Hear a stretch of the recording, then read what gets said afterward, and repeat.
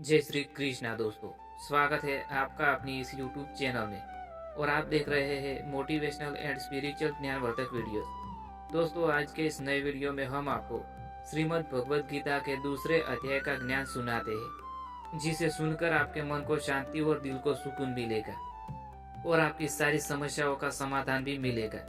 दोस्तों, अगर आपको यह वीडियो पसंद आता है तो हमारा आग्रह है कि यह दिव्य ज्ञान अपने दोस्तों के साथ शेयर करें, अपने परिवारजनों के साथ शेयर करें, ताकि भगवान श्री कृष्ण द्वारा कहा गया यह दिव्य ज्ञान उनको भी मिल सके, उनको भी प्राप्त हो सके। दोस्तों, दूसरे अध्याय का नाम है सांख्य योग। श्रीमद् भगवद गीता के पहले अध्याय में अर्जुन का विषाद योग समझाया गया था और इस अध्याय में भगवान श्री कृष्ण द्वारा अर्जुन को सांख्य योग समझाया गया है। कुरुक्षेत्र के युद्ध भूमि में अर्जुन अपने भाई बंधुओं, गुरु और सगे संबंधियों को देखकर विषाद में डूब जाते हैं। उनका मन कमजोर पड़ जाता है और वे अपने कर्तव्य से विमुख होकर हथियार डाल देते हैं। यह देखकर श्री कृष्ण अर्जुन को गीता का दिव्य ज्ञान प्रदान करते हैं, जो मानव जीवन के लिए अमूल्य संदेश है।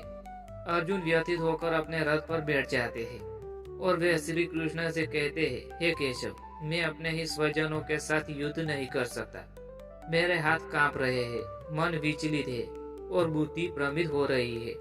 इससे अच्छा है कि मैं भिक्षा मांगकर जीवन यापन कर लूं, लेकिन अपनों को मारकर राजसुख भोगना मुझे स्वीकार्य नहीं है।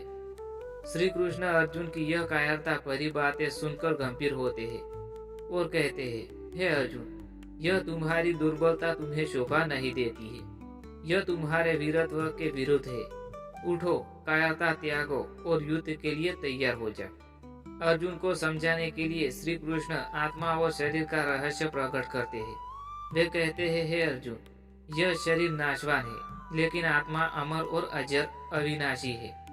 आत्मा को कोई मार नहीं सकता, न जला सकता है, न काट सकता है और न ही सुखा सकता है। जैसे पुराने कपड़े त्याग कर मनुष्य नए वस्त्र धारण करता है, वैसे ही आत्मा अपने शरीर को छोड़कर नया शरीर धारण करती है। इसलिए जन्म और मृत्यु के इस चक्र से मत दुखी हो। आगे श्री कृष्ण अर्जुन को समझाते हैं कि हे अर्जुन, तुम क्षत्रिय हो और क्षत्रिय का कर्तव्य है धर्म युद्ध करना। यदि तुम युद्ध से पीछे हटोगे तो लोग तुम्हें कायर समझेंगे और अपशब्द कहेंगे। जीवन भर तुम्हें कष्ट मिलेगा।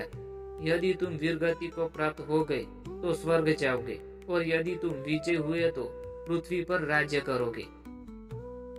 इसलिए अपने कर्तव्य का पालन करो और मोह को त्याग दो। आगे श्री कृष्ण अर्जुन को समझाते हैं कि हे अर्जुन, तू सिर्फ कर्म करने के अधिकारी है, लेकिन कर्म के फल पर तेरा कोई अधिकार नहीं है। इसीलिए फल की चिंता किए बिना अपने कर्तव्य का पालन करो। न ही सफलता से अहंकार करो और न ही असफलता से दुखी हो। समत्व बुद्धि ही योग कहलाता है। आगे अर्जुन पूछते हैं, हे केशव, स्थित प्रज्ञ व्यक्ति कैसा होता है? वह कैसे चलता है, कैसे बोलता है और कैसे कर्तव्य करता है?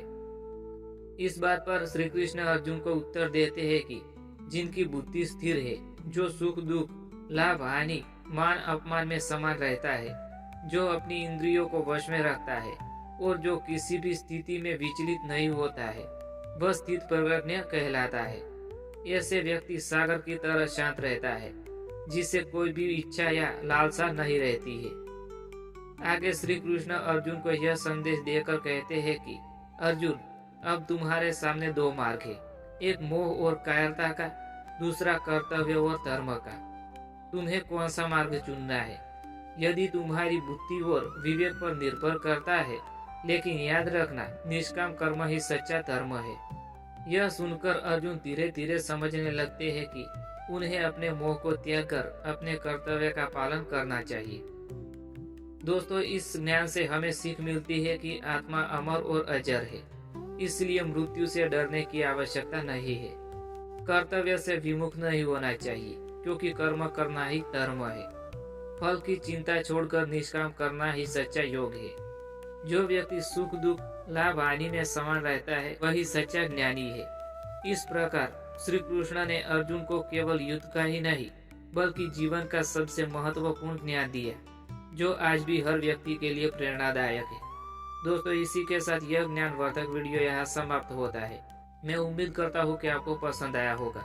और पसंद आया हो तो हमारा आग्रह है कि वीडियो को लाइक करें, शेयर करें और चैनल को सब्सक्राइब करना ना भूलें। Thanks for watching videos. Thank you.